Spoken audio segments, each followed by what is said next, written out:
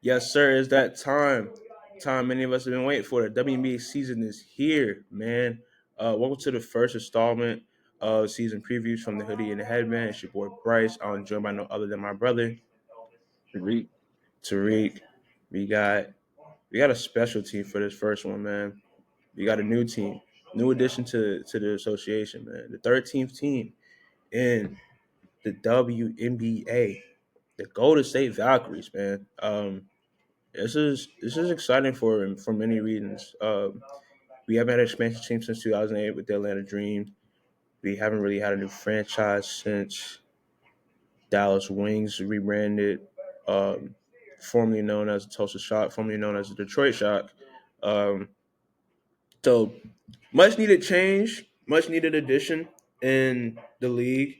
I know there's been a lot of people fighting for expansion for the last couple of years. Um, and this being the first expansion team in the I guess in this newer era, with Portland and Toronto joining the league, I believe next season. Um, well, Toronto joining the league next season. Portland joining the Portland's league the next year season after. too, right? I think Portland's the year after. The year after, okay. But I'll double check too.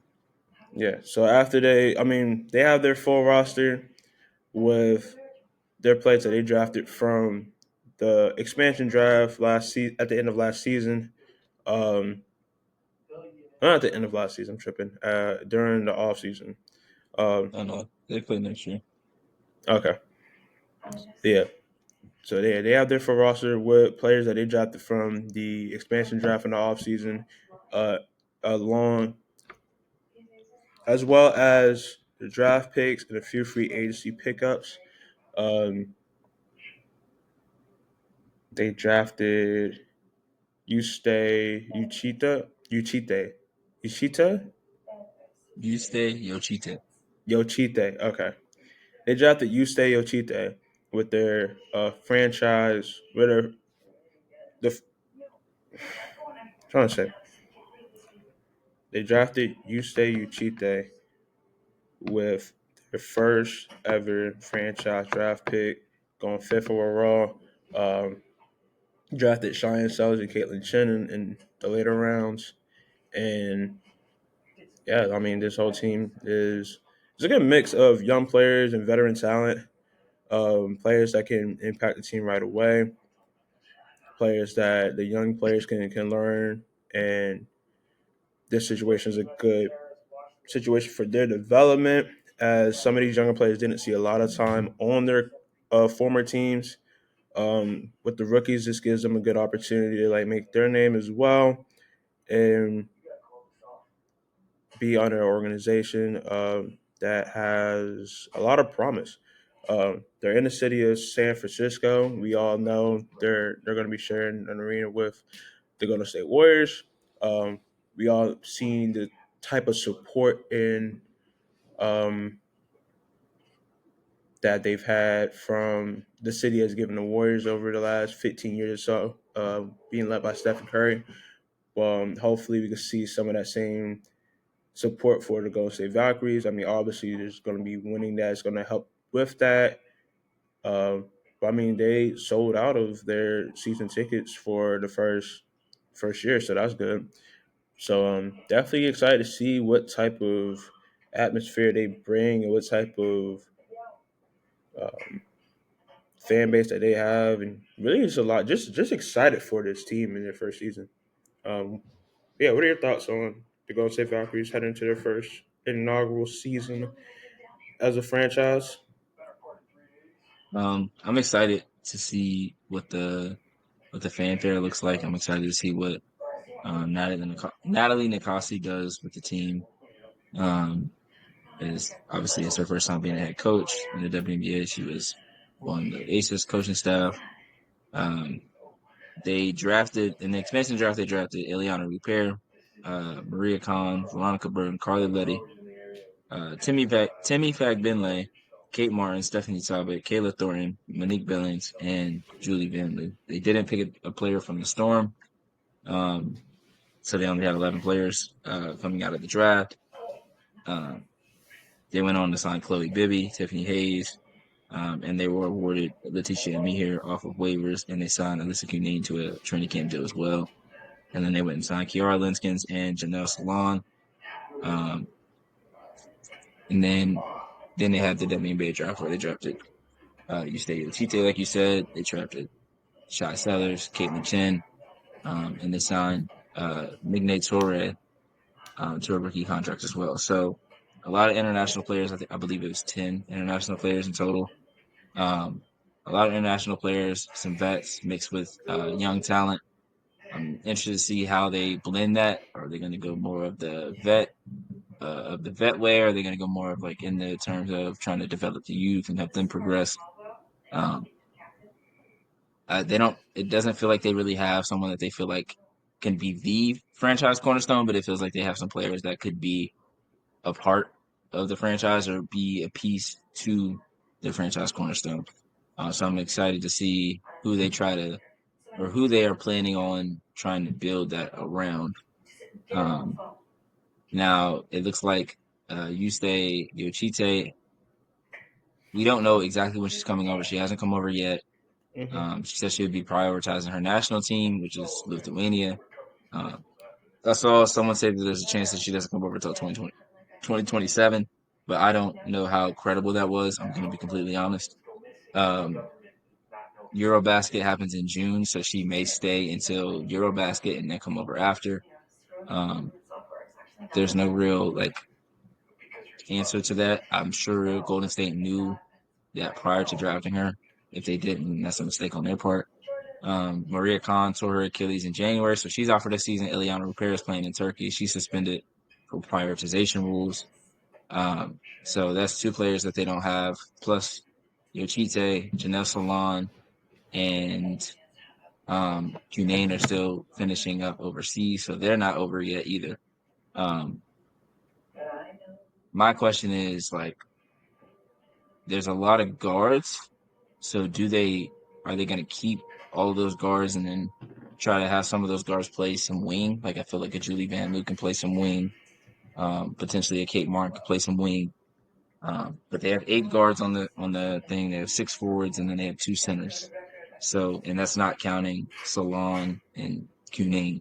So I'm curious to see what it looks like after cut day. Um, but right now it's just kind of like speculating at this point, just because we don't know exactly what they're looking for to keep on their roster. Obviously, we know they're looking for international flair, but I would say the strengths of the team so far are the veteran experience, um, having international players who, most notably, I mean, most international players play pro early. They start 16, 17, so they've been professional players for a long time.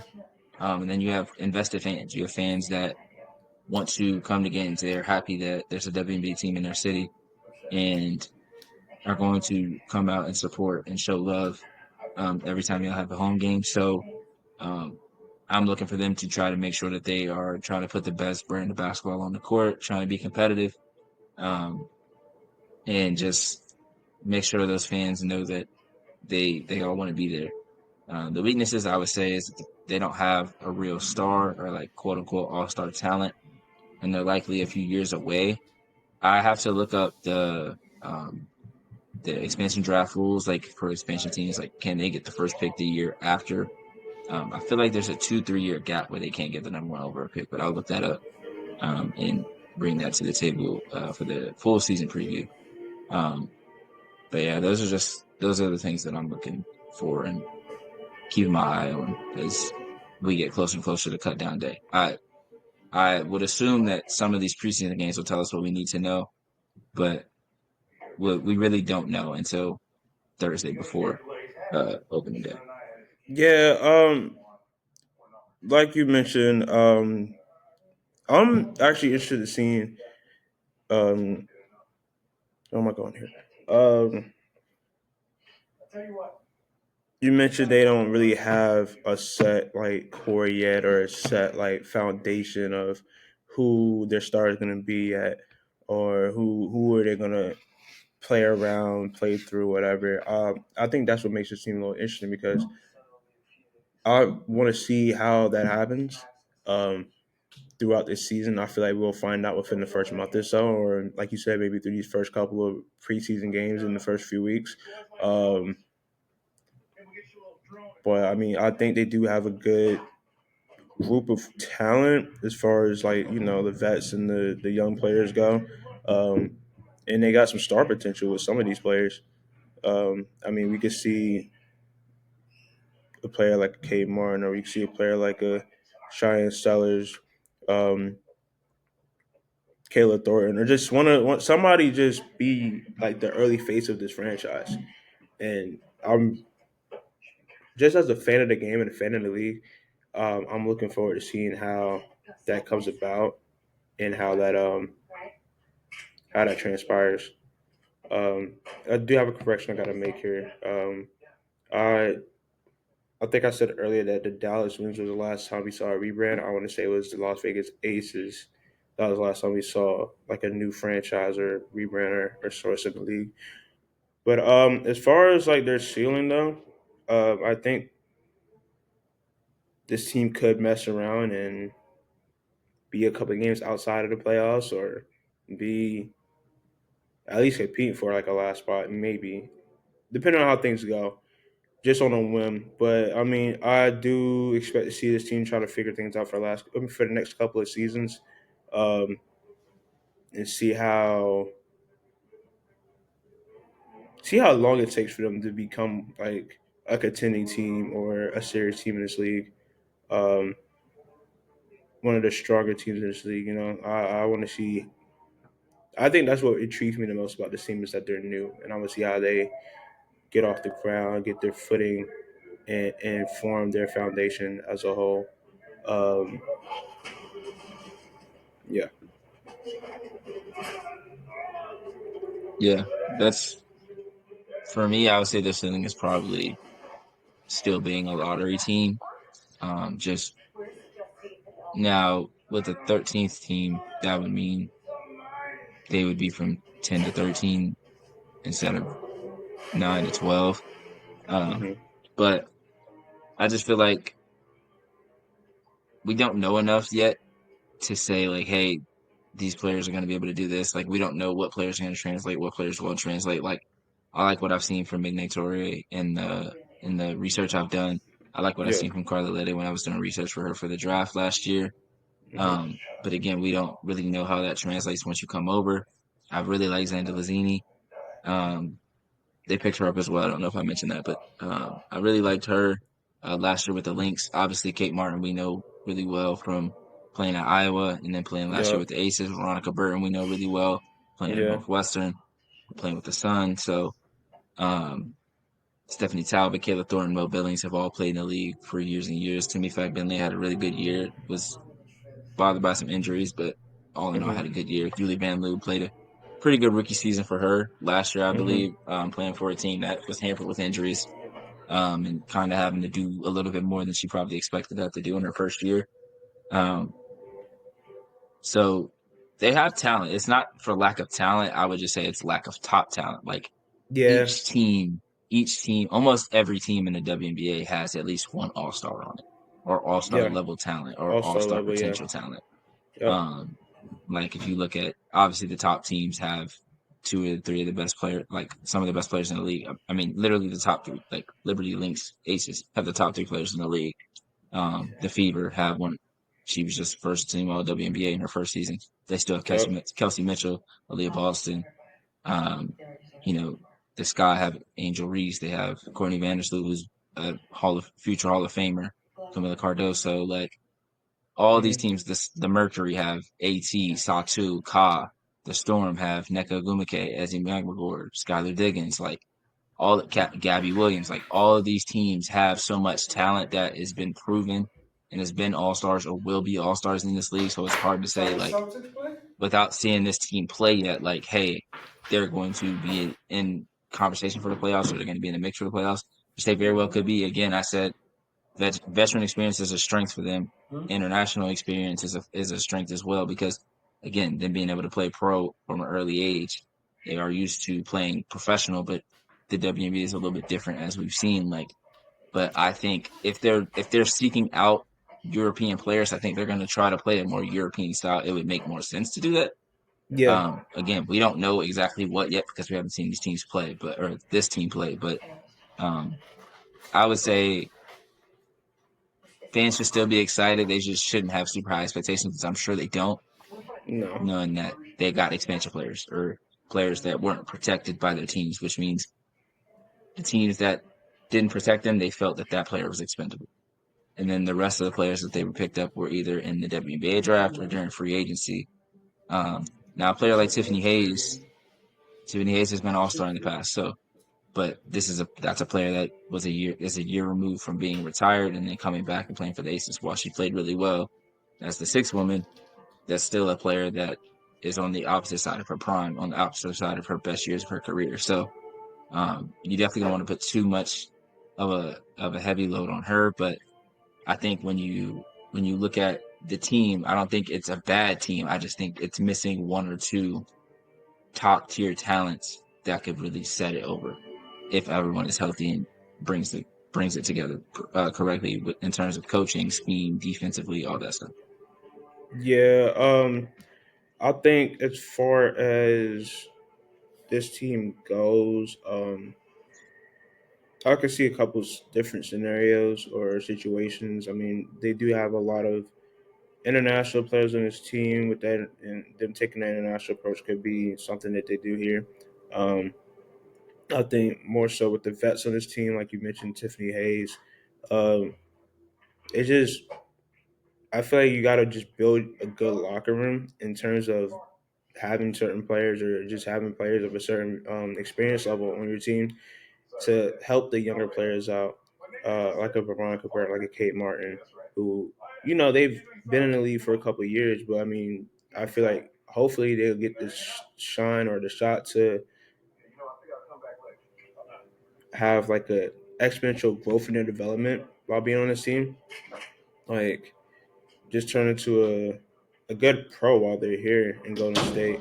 Um, so I think those things are important in terms of growth and just in terms of establishing like a culture for a new team. I will But yeah, say a quick note. Um, I will say like them going this route kind of helps them. Like going the younger route, going the short term deal route makes sense because of how the offseason is going to look next year after the CBA deal.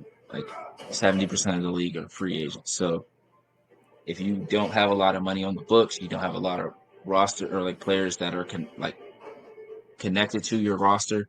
There's a lot of money there. Well, I wouldn't say a lot of money, but there's money that you can go out and spend to try to lure in top talent to come play for a new franchise, and be that first real star of the franchise. So I think their best chance of really progressing quickly would be next offseason, whether it be through free agency or depending on where they would fall in the lottery, getting one of those top picks. Um, I think that's where they navigate. Like they're trying to navigate and see what players are going to stick, and then they're going to focus on what they can do in the offseason. yeah. This season is definitely gonna be like a tone setting season for them as they look to figure it out. But other than that, I'm trying to think. I feel like we covered everything here. Yeah, excited for a season, or excited to see Golden State Valkyries first season of the franchise. We'll be breaking it down. We'll be breaking it down.